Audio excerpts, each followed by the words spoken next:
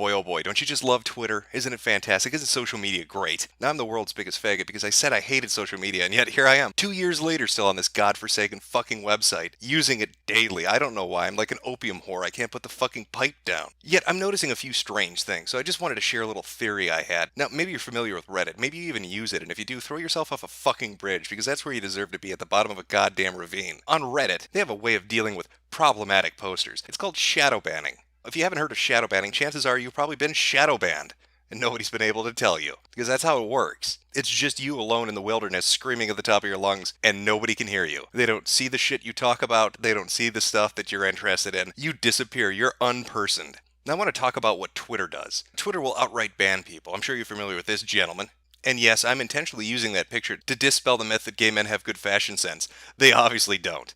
What the fuck were you thinking, Milo? It looks like you skinned the Cookie Monster before you went to this speech. What, were you stuck in a 1970s internment camp? The only way to get past the guards was to use the grass-colored shag carpeting as full body camo before you hopped over the fence to dodge a bullet? You see, Milo did the unthinkable thing. He decided to go tell an untalented actress that she was not talented.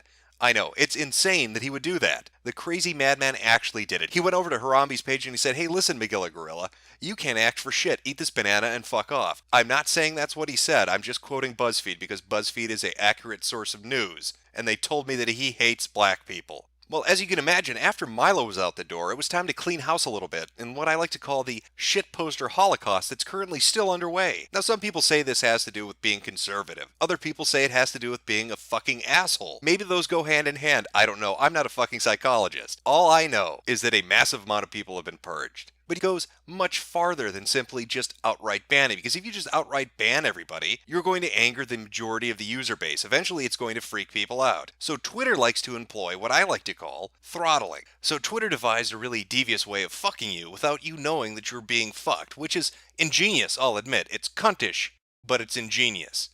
Rather than outright ban you, rather than shadow ban you, they throttle you. Twitter has a lot of analytical data and tools at its disposal. You can see part of this by going to your own analytics page. It'll show you all sorts of crazy, nonsensical shit. The credit cards people use, the political party they're affiliated with. Did they like to buy milk or soap? I'm not making that shit up for some reason, and somehow they have that fucking information. Welcome to the modern age. I'd be willing to bet money that a company that can garner that kind of information has a fuck ton more analytics behind it. A lot more data than they're letting the user base actually see. The back end. The end that only the affiliates of Twitter and the employees of Twitter ever get to really look at. And with that kind of data, they can see who in your user base, the people that are following you, which ones are able to spread a message the furthest. And they throttle you. They basically cut them off. They say you've got 100 followers, and 10 of them are able to get you a shit ton of retweets. 10 of them are able to spread your message far and wide. Maybe they have a large follower base. Maybe they're just somebody who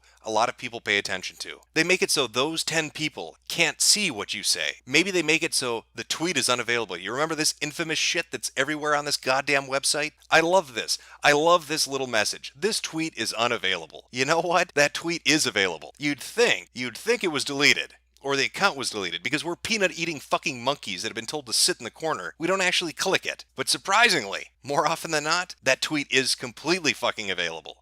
They've just made it so it's difficult to see. They want you to do a little bit more effort, and because we're lazy fucks, we don't do that effort. We just assume that the account's been deleted, or the information is gone. How many of you have seen this? How many of you have encountered this when you've quoted your own tweet or responded to somebody who's responded to you and you follow them or they follow you and for some reason that tweet is unavailable when it is clear as day if you go to their timeline? That is part of throttling. Another way to easily tell this is happening to you is if you say, "I don't know, have these kind of impressions," and then have these kind of impressions. A little bit of a fucking drop-off. I'd say just a tiny bit of a fucking drop-off going on there. And what makes this so ingenious is you still get people that say, "I can see your tweets. They come on my timeline." It's a really great way of fucking with people. So in our hypothetical situation where you've got 100 followers and 10 of them are power users, they get your information out, well those 10 have been blocked, but 90 haven't. And of those 90, the people will respond and say, "I can still see your tweets. I can still see the information being put forward. Well, of course you can. Of course you can, because you're not those 10 people. You're not the people that actually get the information out. You're not the people that spread the information around. You're harmless. It's using analytical data. It's using the user information effectively to fuck with and silence people in a way that is not that obvious. You're not banning them. You're not shadow banning them. You're merely cutting off the power users in their follower base to make it so whatever they tweet out does not spread. Maybe they delay the timeline, maybe they make the tweet unavailable, but it gets stopped. Now, who do you think is doing this? Well, you could speculate. You could say it might be, I don't know, fat bull dykes with blue hair. You know, the penis-hating kind on the safety council. I don't know. That's just a guess. That's a hypothetical guess. But it seems to be a current trend. I mean, do you remember this shit? Yeah, that's coming your way. Or how about good old Mark Zuckerberg? Mark, I'm going to throw Hawaiians off their land and build a fucking wall, Zuckerberg. You know, that's the face of a man who's seen Angela Merkel's pussy in person. That is the face of fucking despair. Now, you might be inclined to say, wait a minute. I don't buy this. Why would a social media site fuck with its users? Sure, maybe I've seen this on Reddit, but it's not like it happens anywhere else. It happens everywhere else. On Facebook, they cut out what they deem to be fake news because they don't want that information spreading. And if you're the person posting it, your post is the one that doesn't go anywhere. Maybe they delete it, maybe they ban your account, maybe they fucking put you in timeout. I don't know how good old Marky does it. I'm not a big Facebook user. But I do know that they target things they don't like and declare it fake news and make sure you can't spread it. That's something he's openly talked about. Or how about this dumb shit? The little bell. Oh, what's that? You've subscribed to somebody? Better hit the little bell if you want to watch their fucking video. We want to make sure you extra committed to this. It's a way of delaying information. It's a way of silencing certain people. It's a way of fucking with the metrics. And it is everywhere in social media these days. Some sites are open about it. Some aren't open about it. When it comes to Twitter, though, I'm fairly fucking certain they're throttling people. If you watch this, if you talk to people who you follow or who follow you, more than likely you're going to encounter one or two who say, yep, this has happened to me. The tweets are an available thing, the drop in impressions. I'll go from having multiple conversations and then it's just dead. It's like I have nobody who follows me. It's like they've never heard of me before. It's like I've been utterly shadow banned. No, you've been throttled. And what does that do? Exactly. Well, it makes you feel like you're talking to yourself. It's a great way to stop a conversation. It's a great way to stop talking about a certain subject. It pretty much guarantees that you think, well, nobody who follows me, nobody who knows me must be interested in this.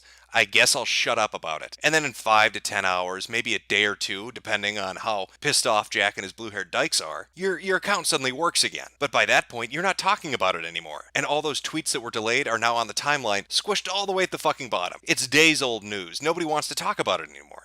That's what makes it so goddamn ingenious. Rather than ban you or prohibit you from speaking about something, rather than censoring you, they make you censor yourself by making you think nobody gives a shit.